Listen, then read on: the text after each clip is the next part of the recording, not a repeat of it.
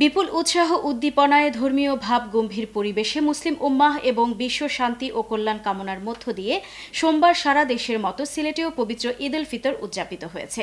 মানুষে মানুষে ভেদাভেদ ভুলে গিয়ে ধনী গরিব সবাই মিলে ঈদের নামাজ আদায়ের পর ভ্রাতৃত্বের বন্ধন স্বরূপ পরস্পরের সঙ্গে কোলাকুলি এবং ঈদ মোবারক জানিয়ে ঈদ উল ফিতরের আনন্দে মেতে ওঠে মানুষ। লিটন চৌধুরীর ক্যামেরায় বিস্তারিত জানাচ্ছেন মঈনুদ্দিন মঞ্জু। প্রতিবারের মতো এবারও সিলেটে ঈদের সবচেয়ে বড় জামাত অনুষ্ঠিত হয় ঐতিহ্যবাহী শাহী ঈদগাহ ময়দানে। সকাল 9টায় লাখো মুসল্লিয়ানদের সাথে শাহী ঈদগাহে নামাজ আদায় করেন সিলেট সিটি মেয়র আরিফুল হক চৌধুরী, সাবেক মেয়র ও মহানগর আওয়ামী লীগের সভাপতি বদরুদ্দিন আহমদ কামরান, আওয়ামী লীগের কেন্দ্রীয় সাংগঠনিক সম্পাদক মিসবাউদ্দিন সিরাজ, জাতিসংঘের বাংলাদেশ মিশনের সাবেক স্থায়ী প্রতিনিধি doctor A K Momen, BNP চেয়ারপারসনের উপদেষ্টা খন্দকার মুক্তাদি সহ বিভিন্ন রাজনৈতিক, প্রশাসনিক, সামাজিক ও সুশীল সমাজের প্রতিনিধিরা। ঈদের জামাত থেকে দেশের উন্নতি ও সমৃদ্ধি কামনা করে মুনাজাত করা হয়। এ সময় ঈদগাহ ময়দান সৌহার্দ্য ও মিলন মেলায় পরিণত হয়।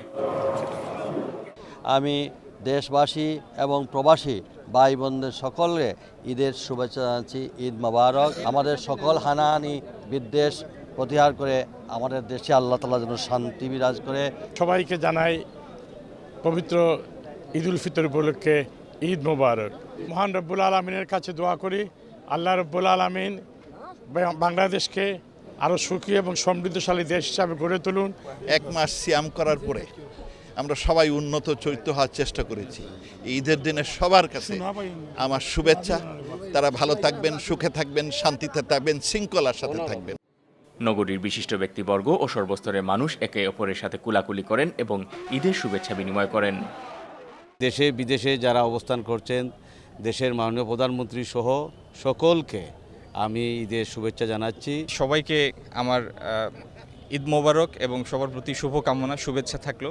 এবং লক্ষ লক্ষ বাংলাদেশি যারা প্রবাসী আছেন, আমার সেই প্রবাসী ভাইদের প্রতি ঈদ মোবারক এবং শুভেচ্ছা। পবিত্র ঈদ উল ফিতরের মহা আনন্দে আমি প্রবাসী সকল ভাই বোনদেরকে ঈদের অনাবিল শুভেচ্ছা এবং ঈদ মোবারক জানাচ্ছি। ঈদের জামাতের পরপরই মুসল্লিরা ছুটে যান আত্মীয় স্বজনের কবর জিয়ারত করতে। ঈদের আনন্দের মাঝেও তারা ভুলে যাননি পৃথিবী ছেড়ে যাওয়া প্রিয় মানুষদের। ইনো আইসি আমার আব্বার খবর জিয়ারত করবার লাগিয়া আর দোয়া করছি আমার আব্বার লাগিয়ে এবং সব মুর্দেগান আপনার লাগিয়া আল্লাহ তারারে বেশ নসিব করতে। ঈদের যে সময় আমরা আমরা বাবা মার কবর জিয়ারত করার তারা রুহের মাগফিরাত। প্রত্যেক বছরও ঈদের পরে জামাতের পরে আমরা এখানে জিয়ারত করা তাই দাদা দাদির খবর জিয়ারত করার লাগে। Moinuddin Manju, channel S news, Sylhet.